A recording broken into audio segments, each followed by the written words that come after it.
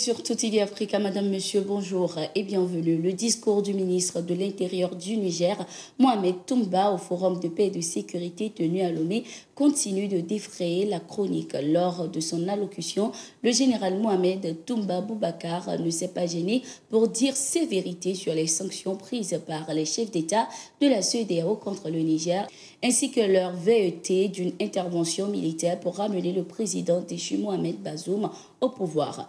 Un discours qui a fait réagir nombreux sur le continent. Je vous propose de suivre la réaction du professeur Franklin Nyamsiwa Cameroun. Le ministre Toumba, ministre de l'Intérieur du Niger, s'exprimant au Forum pour la paix et la sécurité qui se tient encore actuellement à Lomé au Togo. La première chose qu'il dit, c'est qu'il appelle les derniers États opérationnels de la CEDEAO et les parrains occidentaux de la CEDEAO, il les appelle à classer le dossier Bazoum. À classer le dossier Bazoum pour des raisons qui sont tactiques, des raisons qui sont stratégiques et des raisons qui sont politiques. D'abord, d'un point de vue tactique, la manœuvre qui permettrait éventuellement à des forces qui seraient alliées à Bazoum de venir le délivrer de son lieu d'arrestation et de détention actuel. C'est une manœuvre qui tactiquement est impossible. Le général Toumba, ministre de l'Intérieur du Niger, rassure l'opinion nigérienne, l'opinion africaine et internationale que les conditions de détention de M. Mohamed Bazoum sont telles qu'il est tactiquement, c'est-à-dire concrètement, impossible à une force extérieure au Niger de l'extirper de son lieu de détention. Mais il dit que le seul cas où ce serait possible, ce serait qu'il y ait un usage tellement démesuré de la force que cet usage inclut le sacrifice de la vie de l'ancien président Mohamed Bazoum. Autrement dit, pour les autorités nigériennes, pour le CNSP, il n'y a qu'un seul cas où Mohamed Bazoum pourrait être arraché de son lieu de détention. C'est le cas où ceux qui veulent arracher Mohamed Bazoum de son lieu de détention voudraient récupérer son cadavre. C'est le seul cas. Donc, tactiquement, ce n'est pas possible. Le général Toumba va même jusqu'à évoquer l'hypothèse d'une machine merveilleuse, une machine miraculeuse, qui serait capable d'extraire Mohamed Bazoum de la prison de haute sécurité militaire où il se trouve maintenant. Et à sa connaissance, lui qui est un officier bien formé, la machine qui serait capable de sortir Bazoum de l'endroit où il est détenu, vivant, cette machine n'a pas encore été inventée. Pour preuve, implicitement, le ministre de l'Intérieur parle en fait de la dernière tentative d'évasion manquée de Mohamed Bazoum. Si la machine a libéré Bazoum, ou si les forces capables de libérer Bazoum en avaient été capables, eh bien, elles seraient déjà intervenues du temps qu'il était seulement en résidence surveillée à sa résidence présidentielle habituelle de Niamey. Elles n'ont pas été capables de le faire quand il était seulement en résidence surveillée. Ce n'est pas maintenant qu'il est en détention en haute sécurité militaire qu'elles le seront. Ce lundi 23 octobre 2023 s'est ouvert à Lomé au Togo le procès du général Félix Abalo Katanga, ancien chef d'état-major des forces armées togolaises, mis aux arrêts et gardé à vue depuis le 12 janvier 2023. Il est notamment accusé de complicité de meurtre du colonel Madoulba Bitala, complicité d'entrave au bon fonctionnement de la justice et complot contre la sécurité intérieure de l'État. Selon les sources, 19 témoins sont cités à la barre, dont le général Yark Damran, ancien ministre de la Sécurité et de la Protection civile.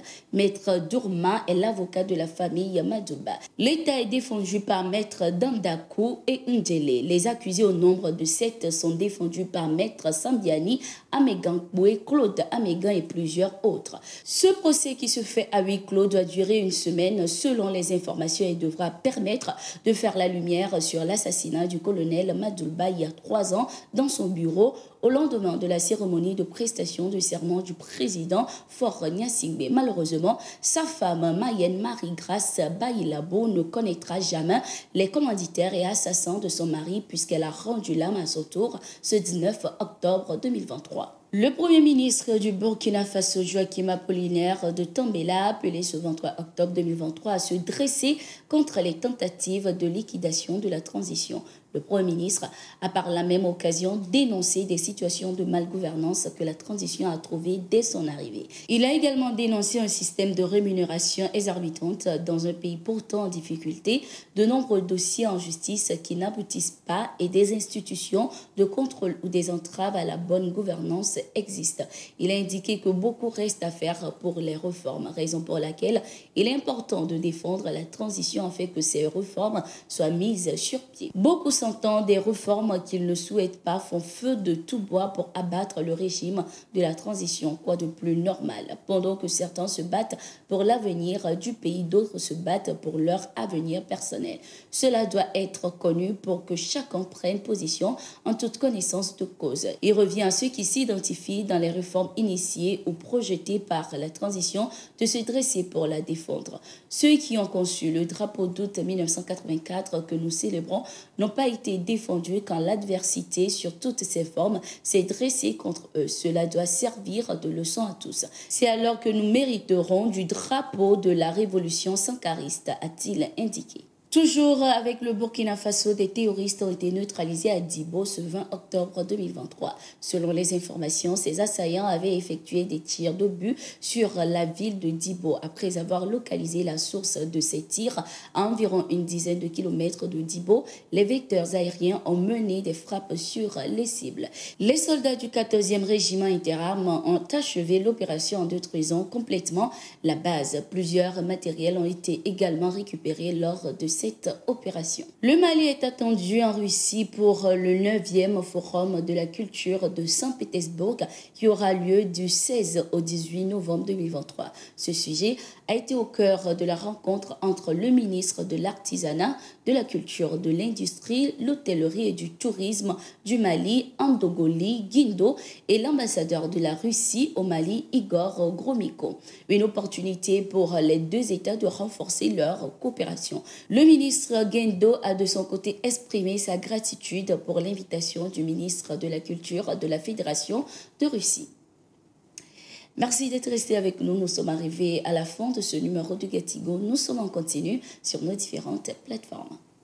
When I lift up my voice, all I sing is a joyful song. Plus tu as une très belle voix. Hein. Tu sais ce que ma femme aime le plus chez elle?